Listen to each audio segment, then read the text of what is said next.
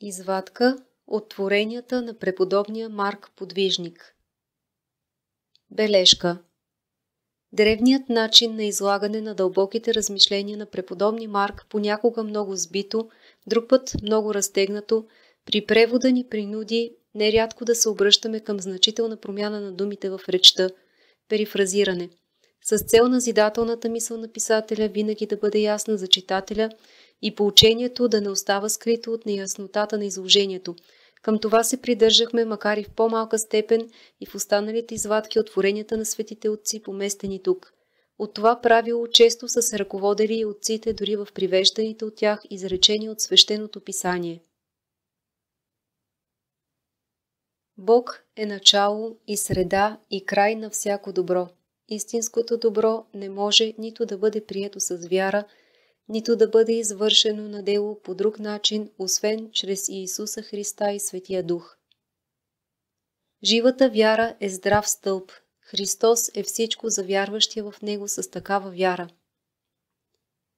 Бдението, молитвата и търпенето на постигащите ни скърби доставят на сърцето безвредно, полезно съкрушение, стига несъразмерното усилване на подвига да не отнема неговото съществено достоинство.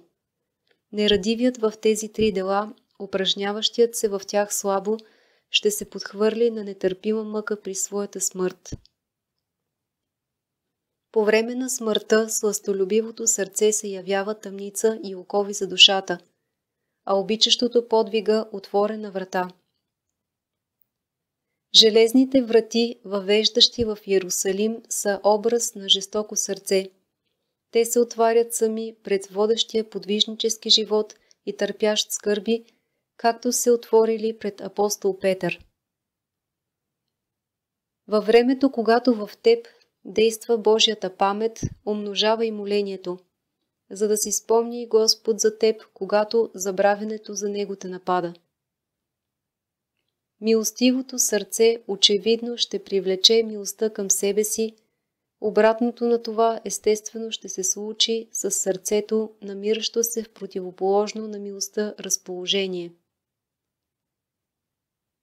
Законът за духовната свобода научава на истината.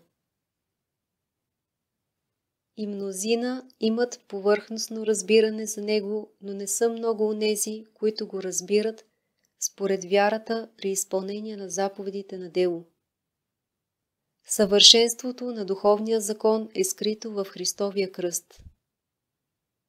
За скърбите е приготвено добро на човека, а за тщеславието и сластолюбието зло.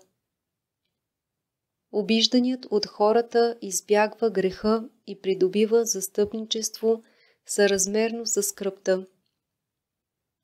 Който вярва в Христа, обещал въздаяние, той усърдно, според мярата на своята вяра, ще претърпи всяка обида. Който се моли за хората, които го обиждат, той посрамва бесовете. Победен от бесовете бива този, който си позволи да се бори срещу обиждащите го хора. Поруганието от хората причинява скръб на сърцето. За търпящия то става причина за чистота. Живейки в доволство, приемай допусканите скърби и като длъжен да дадеш отчет, си забранявай всяко излишество. Неочаквано случилата се скръб напомня на благоразумния за Бога, уязвявайки и забравилия за Бога съразмерно с прокрадналото се забравяне. Мислено се показва и на владиката, защото човек гледа на лице, а Бог на сърце.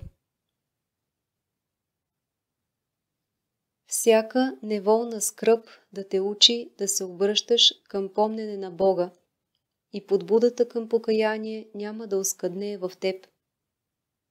Изследвай своите грехове, а не греховете на ближния, и твоят духовен подвиг няма да бъде ограбен. Нерадението за всички посилни добродетели няма да се прости лесно. Милостинята и молитвата изправят нерадивите. Всяка скръб по Бога е необходимо дело на благочестието. Истинската любов се изпитва с неприятности. Не мисли, че можеш да придобиеш добродетели без скърби. Живеещият в утехи остава чужд на духовната опитност. Вглеждай се в крайното следствие от всяка скръб и ще намериш, че то се състои в унищожаването на греха. Желаещият да приема похвали от хората, не за свое осъждане, първо трябва да обикне изобличението за своите грехове. Подложилият се на безчестие за Христовата истина ще бъде стократно прославен от мнозина. Но по-добре е да правим добро с надежда на бъдещото въздаяние. Хвалещият ближния лицемерно при удобен случай ще го унизи. Непознаващият козните, устройвани от враговете, лесно бива заколван от тях, и непознаващият началата, върху които се градят страстите, лесно бива повален в грехопадения. Постъпващият по заповедите трябва да очаква изкушения вследствие на своите постъпки. Любовта към Христа се изпитва с враждебност.